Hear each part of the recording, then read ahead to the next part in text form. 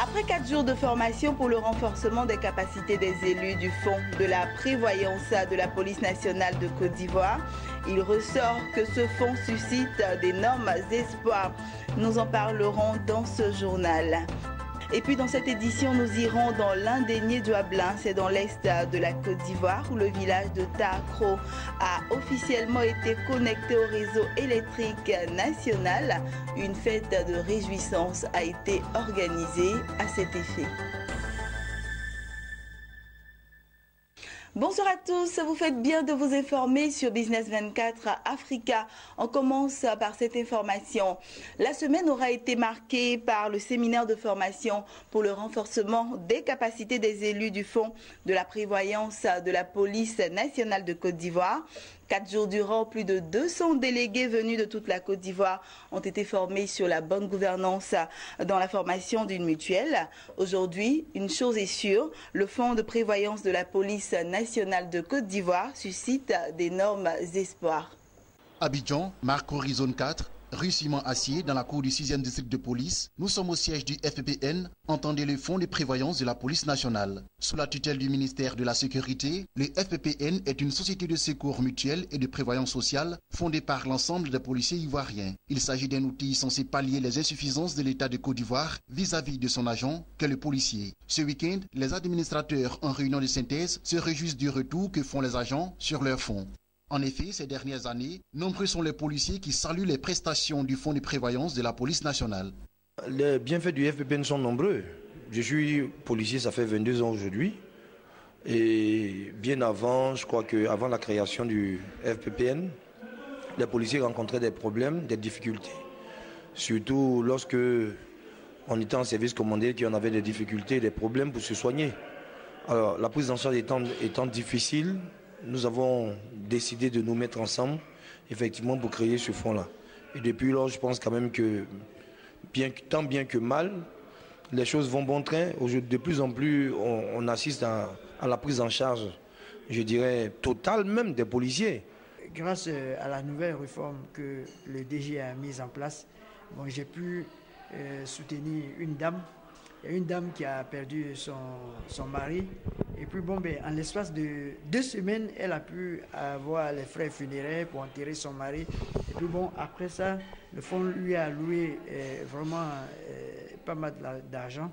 Et ça a permis à la dame, que j'ai encadrée d'ailleurs, d'avoir un toit.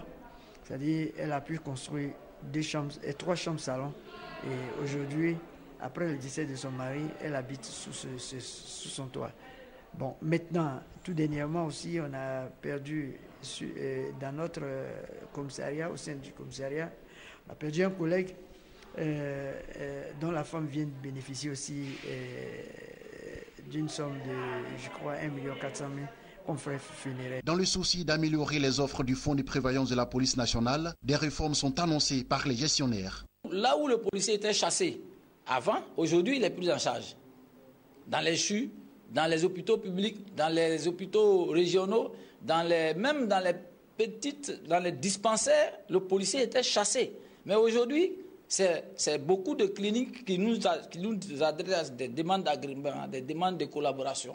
Ça veut dire que le fonds est viable. Ça veut dire que le fonds a les moyens intellectuels, les moyens de gouvernance pour mieux structurer la prise en charge des choses. Aujourd'hui, nous sommes en train de faire une réforme. Une réforme, c'est pour améliorer la prise en charge.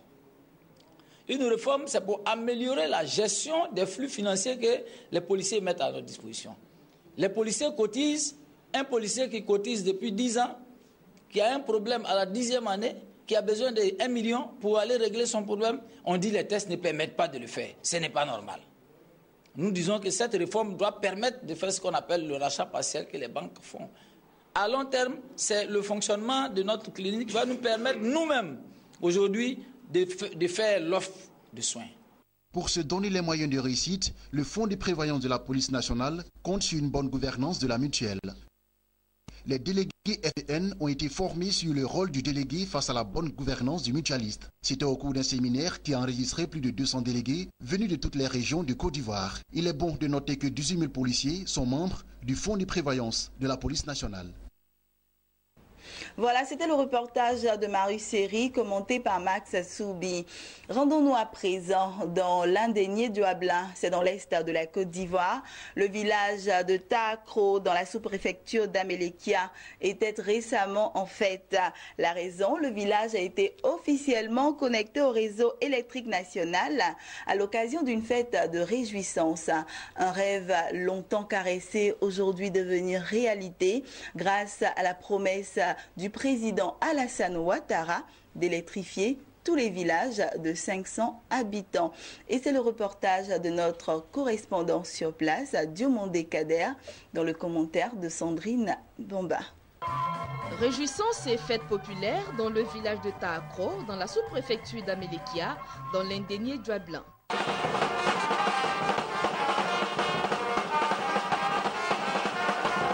C'est que le village de Taakro est désormais connecté au réseau électrique national. Taakro n'est plus dans le noir, ses rues et ses habitants sont désormais dans la lumière.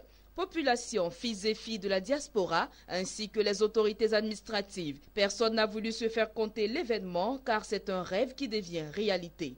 Et pour l'occasion, l'Union pour le soutien des actions de développement de Taakro a affiché toute son unité et dit merci au chef de l'État, Alassane Ouattara.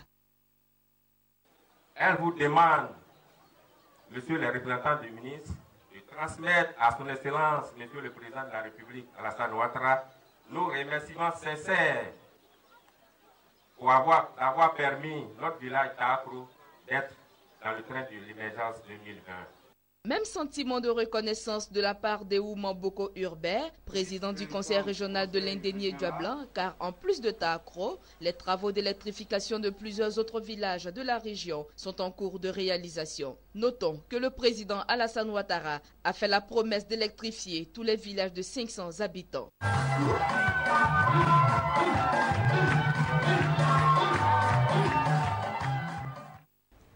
Et puis on arrive maintenant aux informations en bref et en images.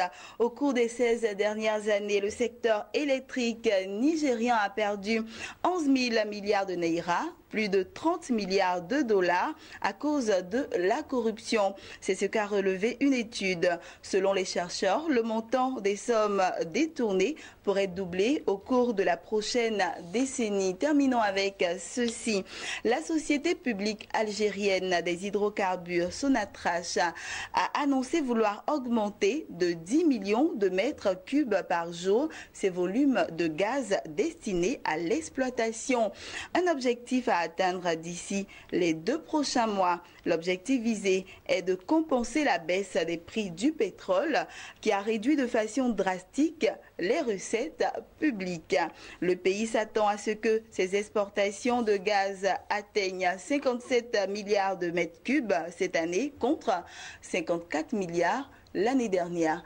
Voilà, c'est ici que nous refermons ce journal. J'ai été très heureuse de vous l'avoir présenté. Je vous souhaite une bonne suite de programmes sur notre chaîne de télévision Business 24 Africa.